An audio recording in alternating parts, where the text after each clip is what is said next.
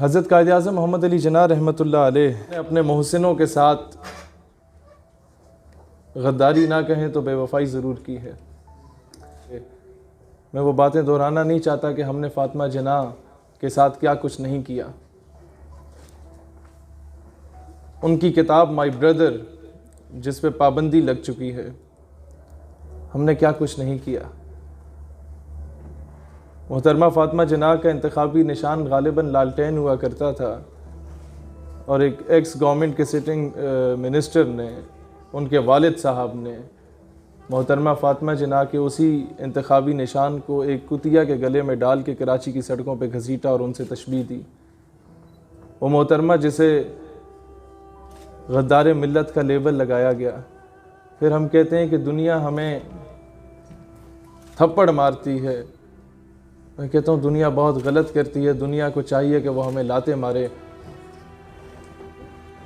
ایسی احسان فراموش قوم کے قائد اعظم کے پاس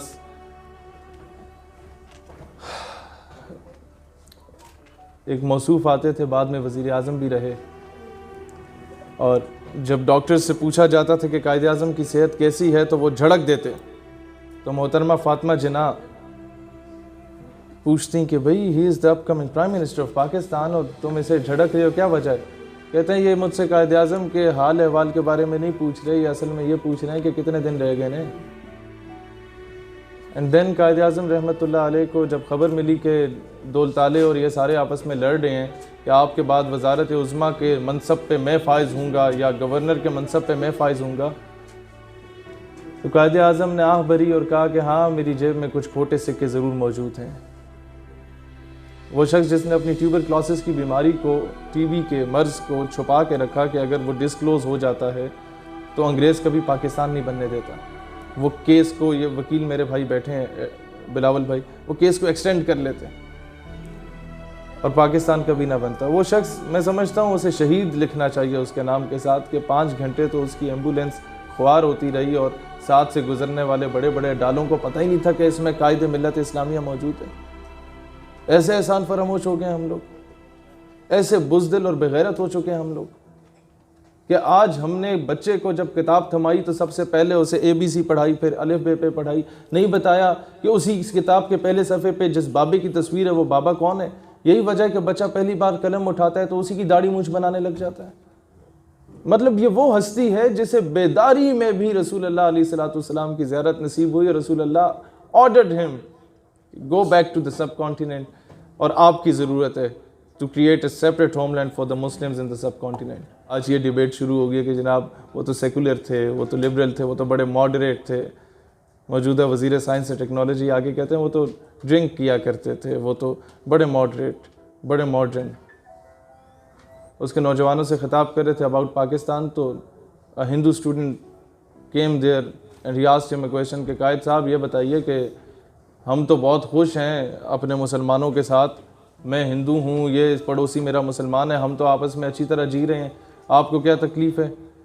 قائد اعظم نے کہا یار میں تمہارے سوال کا جواب بعد میں دوں گا، مجھے can I have a glass of water, مجھے بڑی پیاس لگی ہے۔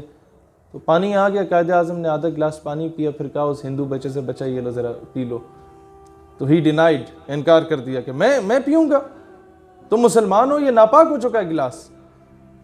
قائد اعظم نے کہا اچھا بیٹا تم نہ پیو، ایک مسلمان بچے کو دیا، اس نے سعادت سمجھ کے سارا گلاس پی لیا کہ اس پہ میرے قائد کا ہونٹ لگے ہیں، قائد کا جھوٹا پانی ہے میں پی لوں۔ قائد اعظم نے کہا دس از ٹو نیشن تھیوری، اس لیے میں پاکستان بنانا چاہتا ہوں۔ وہ کر رہے ہیں قائد رحمۃ اللہ علیہ کو ہم نے کس طریقے سے حکمت والا پیش کر کے اور بزدلی کے لبادے کو اوڑھ دیا، اور ہم سمجھتے ہیں کہ ہم 4-5 ٹویٹ کر لیں گے اور کشمیر ہندوستان جو ہے وہ تحفے میں لا کے ہمیں واپس دے دے گا۔ سر اس طرح تو نہیں ملے گا۔ ترانے بنائے کہ جناب انڈیا جا جا کشمیر سے نکل جا، انڈیا نہیں نکلا۔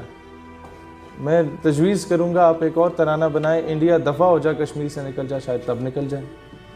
تب بھی نہ نکلے تو میں کہوں گا تمام سٹیک ہولڈرز کو کہ ایک ایسی فلم بنائیں انڈیا کے خلاف جس میں آپ سارے ہیرو ہوں اور مودی کو ولن بنا دے، شاید تب وہ نکل جائیں۔ اور اگر وہ تب بھی نہ نکلے تو پھر ہم آدھا گھنٹہ ہر جمعے کو احتجاج کرتے تھے، اب آدھا گھنٹہ لیٹ کے بھی احتجاج کرنے شاید انڈیا نکل جائے۔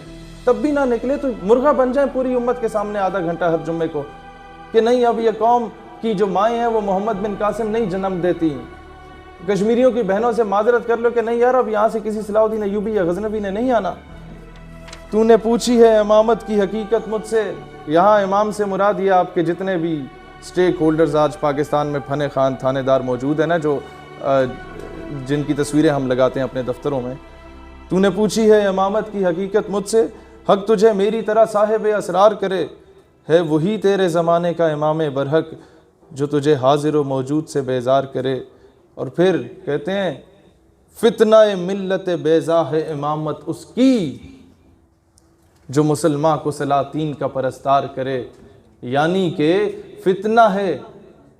فتنہ ملت بیضا ہے امامت اس کی جو مسلمان کو یہ بولے کہ جناب IMF سے فنڈ لینا تو اب میری مجبوری بن چکی ہے ورنہ ملک نہیں چل سکتا، یہ پنڈ کا چودھری ہے، امریکہ کے گٹوں میں بیٹھ کے میں کشمیر واپس لے لوں گا.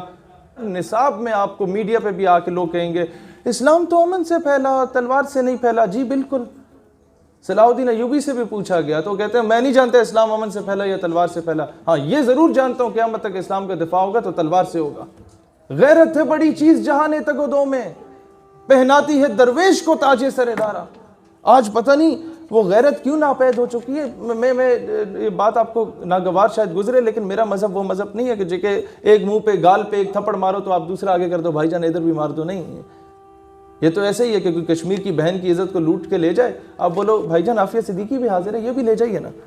بھائی جان وہ برما رہ گیا، وہاں کی بہنوں کی تکے بوٹیاں بنا دیجئے نا، میرا مذہب تو امن کا درس دیتا ہے. بھائی جان وہ فلسطین کی بہن ہے، اس کے سر سے دوپٹہ کھینچ لیجئے، بیت المقدس اور مسجد الاقصی پہ جا کے قبضہ کر لیجئے، میرا مذہب تو اب امن کا درس دینے لگ گیا. بھائی جان وہ لبنان رہ گیا، سیریا بھی رہ گیا، وہاں بھی جا کے thousands of innocent children are being incinerated with the white phosphorus in Palestine. ہم امن کولیٹرل ڈیمیج ہو جائے گا. طارق بن زیاد نے تو کبھی نہیں سوچا کہ جی کولیٹرل ڈیمیج ہو جائے گا، میں 10 گنا بڑی فوج کے سامنے اپنا لشکر لے کے اتر گیا. نور الدین زنگی نے تو کبھی نہیں سوچا کہ جناب کولیٹرل ڈیمیج ہو جائے گا، ہماری شہادتیں ہو جائیں گی. 1945 میں جب یہ بات چل رہی تھی کہ جی اسرائیل جو ہے وہ انٹروڈیوس کیا جا رہا ہے، وہاں پر یہودیوں کی ایک ریاست بنائی جا رہی ہے، تو قائد اعظم تبھی سراپا احتجاج ہو گئے سارے برصغیر کے مسلمانوں کو لے کے، اور بولا کہ نہیں یہ اس پہ کمپرومائز نہیں ہو سکتا. اور آج ہمارے میڈیا پہ ڈیبیٹ شروع ہو گئی کہ جی فائنینشیل کرائسس سے نکلنے کے لیے ہمیں اسرائیل کو ایکسیپٹ کرنا ہوگا. یہ تو ایسے ہی ہے کہ جناب ہمیں پنڈ کا چودھری آ کے بیٹی کو اٹھا کے لے جائے اور ہم بولیں کیونکہ چودھری صاحب نے 2 کروڑ روپے تو دیے ہیں تو ہم معاشی استحصال سے تو نکل گئے، ہم لوگ ابھی بڑے امیر ہو گئے، بڑی کوٹھی بنائیں گے، تو پنڈ تو ہمیں بغیرت بولے گا. بھائی جان اب مجھے بتائیں قائد کا ڈے میں کس طرح مناؤں. 1971 میں قائد کا ایک بازو کاٹ کے تو ہم نے وہ پھینکا، 5 اگست کو بھی قائد کی شہرک کاٹ کے تو ہم نے اس طرف جا کے پھینک دی، اور ہم یہاں آ کے کیک کاٹیں گے؟ نہیں، اس طرح تو نہیں ہوگا نا. ملا کو جو دی ہند میں سجدے کی اجازت، ناداں یہ سمجھتا ہے کہ اسلام ہے آزاد. ہاں سجدے کی اجازت ضرور ہے وہاں ملا کو، لیکن عید الاضحیٰ پہ جو ملا صاحب ہیں نا ان کو کھڑا کر دیا جاتا ہے بندوق تان کے کہ جناب اعلان کیجئے کہ اب گائے کی جو قربانی ہے اس پہ پابندی لگ چکی ہے، وہ حرام ہے اسلام میں. یہ آزادی آپ کو پاکستان میں ملی. اور کہ ہمارا ایک فوجی انڈیا میں قید ہو گیا تھا، وہ جنگ کے دوران اسے کچھ گولیاں لگ گئی تھیں، تو ہندوستان نے پاکستان کو لیٹر لکھا جی آپ کا بندہ شہید ہو گیا ہے. تو پاکستان بڑا برہمی کا اظہار کیا کہ بھئی وہ کس طرح شہید ہو گیا، وہ تو ذرا سا زخمی تھا. کہتے جی زخمی ضرور تھا، اور اقوام متحدہ کے چارٹر کے مطابق ہم نے اس کی بڑی آؤ بھگت کی، سیوا کی، لیکن وہ بضد تھا کہ مجھے کسی ہندو کا خون نہ لگایا جائے، اس لیے وہ شہید ہو گیا. دس از 2 نیشن تھیوری. کوئی فوجی 20,000 کے پیچھے اپنی جانوں کا نذرانہ نہیں دیتا، لہٰذا اس 2 قومی نظریے، وہ جو فوجی شہادت دیتا ہے وہ نعرہ تکبیر کے پیچھے دیتا ہے. مجھے خوشی تب ضرور ہوگی کہ میرے یہ جو بھائی اور ہماری بہنیں یہاں موجود ہیں یہ مجھے کہیں کہ جی میں انجینئر، ڈاکٹر یا ایک بہت بڑے MNA بن چکے ہوں، لیکن زیادہ خوشی تب ہوگی جب میرا بھائی آ کے مجھے یہ بولے گا کہ فلاں بندہ فلاں جگہ پہ جا کے پاکستان کی اسلامک آئیڈیالوجی کو ٹارگٹ کر رہا تھا، and I have given him a shut up call.